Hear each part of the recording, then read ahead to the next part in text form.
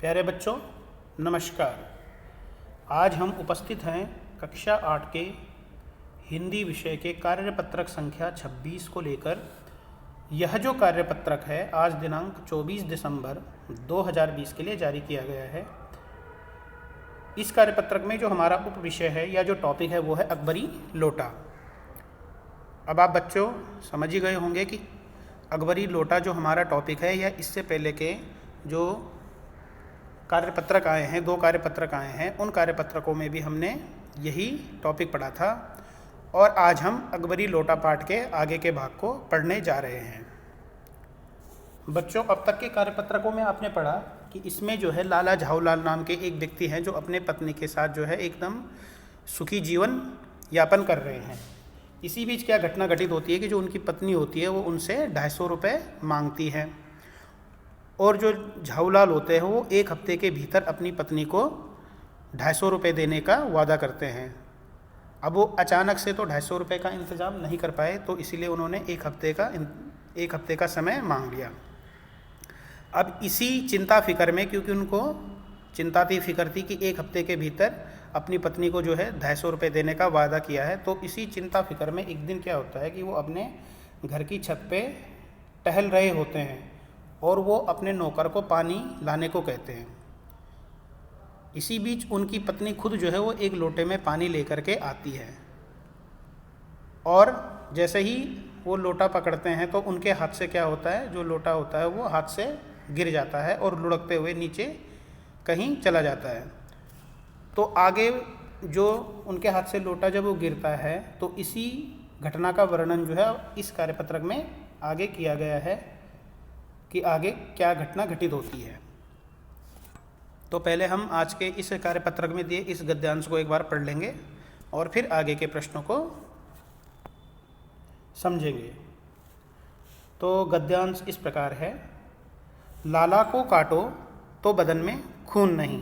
कहने का मतलब जो लाला थे बदन में खून नहीं का मतलब यहाँ पर क्या है, ये एक मुहावरा वाक्य यहाँ पे प्रयोग किया गया है।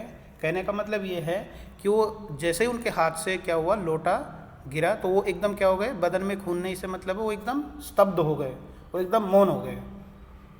ऐसी चलती हुई गली में ऊंचे तिमंजले से भरे हुए लोटे का गिरना हंसी का खेल नहीं था। कहने का मतलब क्योंकि जब उनके हाथ से अचानक से लोटा गिरा तो वो लोटा जो किसी के सर पे भी लग सकता था, उससे किसी को चोट भी लग सकती थी। इसीलिए कहा कि इस लोटे का गिरना क्या था, कोई हंसी का खेल नहीं था। यह लोटा न जाने किस अनाधिकारी के झोपड़े पर काशीवास का संदेश लेकर पहुंचेगा। कहने का मतलब वही है कि न जाने यह लोटा जो है किसी व्यक्ति को नुकसान न पहुंचाए। अगर किसी को इसने नुकसान पहुंचा दिया तो वह फिर आके क्या करेगा, मुझे 4 बातें सुनाएगा, मुझे तरह तरह की सुननी पड़ेगी।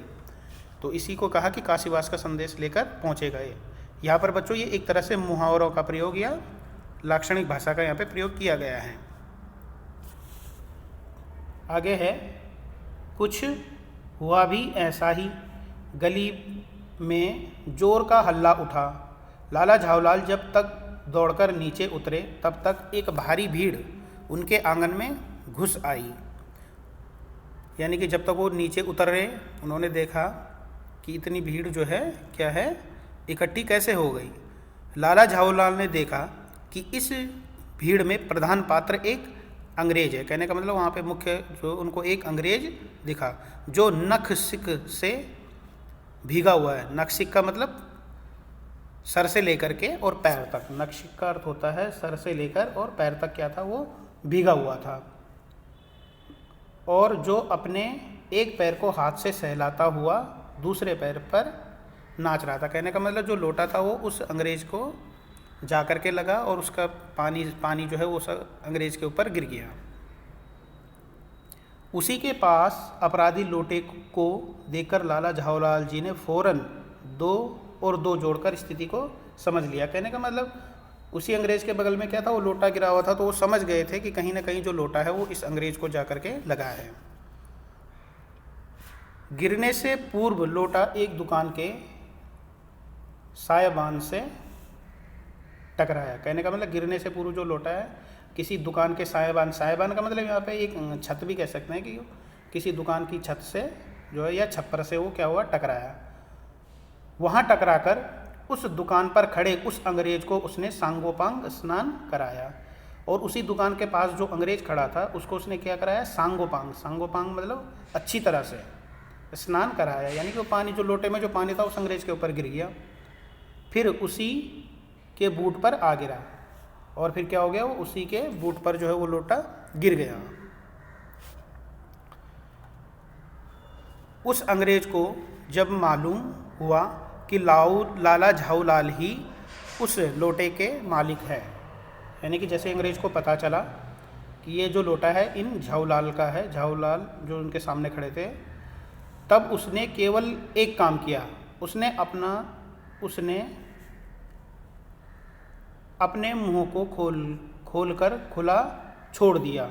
लाला झाऊलाल को आज ही यह मालूम हुआ कि अंग्रेजी भाषा में गालियों का ऐसा प्रकांड कोश है। कहने का मतलब ये है कि जो अंग्रेज था वो उनको तरह तरह की बातें सुनाने लग गया। इसी समय पंडित बिलवासी मिश्र भीड़ को चीरते हुए आंगन में आते दिखाई पड़े। उन्होंने आते ही पहला काम यह किया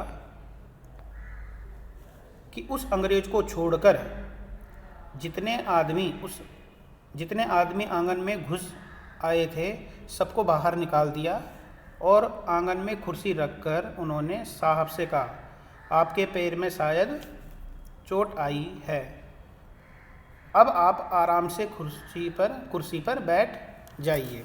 यानी कि इसी बीच जो उनके मित्र होते हैं पंडित बिलवासी मिश्र, वो आ जाते हैं वहाँ पे, और जो वहाँ पे दुकान के सामने जो भीड़ इकट्ठा हुई रहती है उस भीड़ को वो क्या कर देते हैं, सबको वहाँ से हटा देते हैं, और फिर जिस अंग्रेज़ के पैर में चोट लगी थी उसको वो एक कुर्सी पर बिठा देते हैं।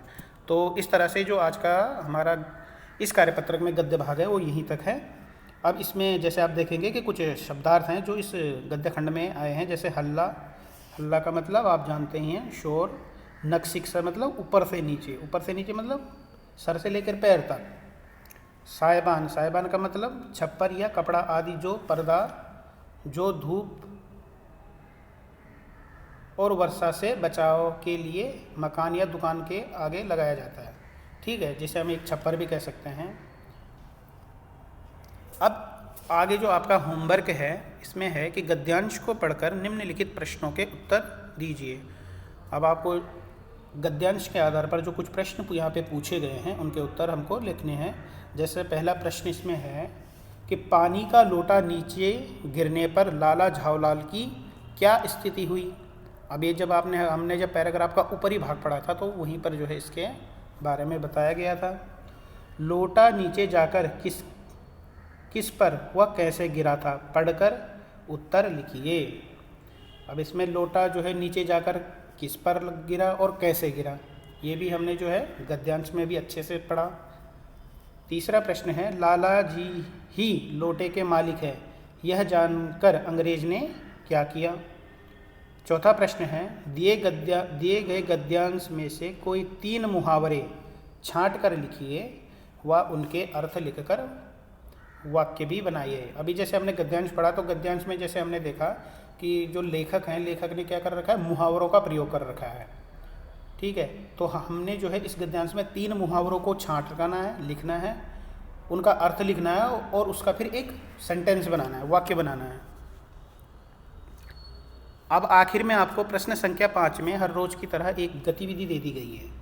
गतिविधि यानी कि एक एक्टिविटी आपको दे दी गई है। इसमें है यदि आप अंग्रेज के स्थान पर होते और आप पर लोटा गिरा होता तो आप क्या करते, कल्पना कर लिखिए।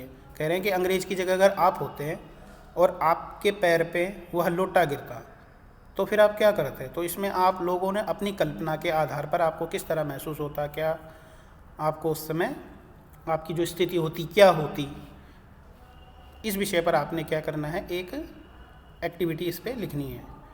तो बच्चों इस तरह से इन 5 प्रश्नों के साथ आज हमको हिंदी विषय का कार्यपत्रक दिया गया है।